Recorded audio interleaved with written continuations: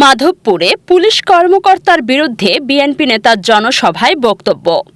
মাধবপুর থেকে ফিরে আসে মিজানুর রহমানের প্রতিবেদনে দেখুন বিস্তারিত। হবিগঞ্জের মাধবপুরে ইউপি চেয়ারম্যান ও উপজেলার বিএনপির সাংগঠনিক সম্পাদক মাহবুবুর রহমান সোহাগের এক বক্তব্যকে কেন্দ্র করে এলাকায় চাঞ্চল্যের সৃষ্টি হয়েছে।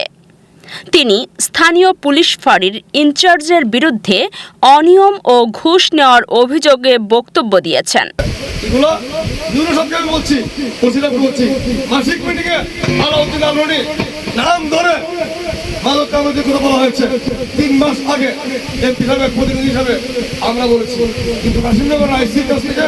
আমরা আজ পর্যন্ত মিজান ভাইয়ের কাছ থেকে কোনো মাদকের বিরুদ্ধে, চুরের বিরুদ্ধে কোনো অ্যাকশন পাই নাই।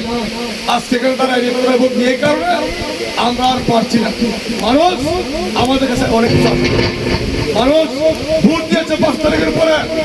বিএনপিকে কেন ভোট দিয়েছে? এদেশের মাদক কারবারি, চোর ডাকাতদেরকে নিষ্পার করার জন্য।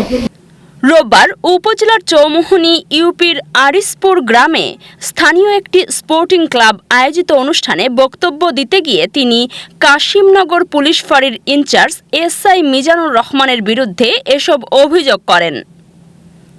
বক্তব্যে মাহবুবুর রহমান বলেন, এলাকায় মাদক ও চুরির মতো অপরাধের বিরুদ্ধে এসআই মিজানকে কোনো কার্যকর ব্যবস্থা নিতে দেখা যায়নি। তিনি অভিযোগ করেন, বিভিন্ন অজুহাতে স্থানীয়দের কাছ থেকে অর্থ নেওয়া হয় এবং মাসোহারা নেওয়ার কথাও শোনা যায়। সাধারণ মানুষ ক্ষুব্ধ এবং বিএনপি সরকারের ভাবমূর্তিও ক্ষুণ্ণ হচ্ছে বলেও তিনি জানান।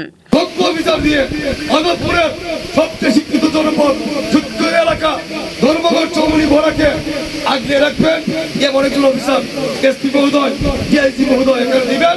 আজকের সভা থেকে আমি কামনা করছি। সাধারণত আমি আগামীকালকে এসপি মহোদয়কে বলবো, ভোট দিয়েছে মানুষ শান্তির জন্য। তিনি আরও বলেন, প্রশাসনের কিছু কর্মকর্তার এমন কর্মকাণ্ড সরকারের ভাবমূর্তি ক্ষুণ্ণ করছে। এ সময় তিনি পুলিশ সুপার ও ডিআইজির কাছে সংশ্লিষ্ট কর্মকর্তাকে প্রত্যাহারের আহ্বান জানান। এ বিষয়ে জানতে এসআই মিজানুর রহমানকে একাধিকবার ফোন করা হলেও তিনি ফোন রিসিভ করেননি।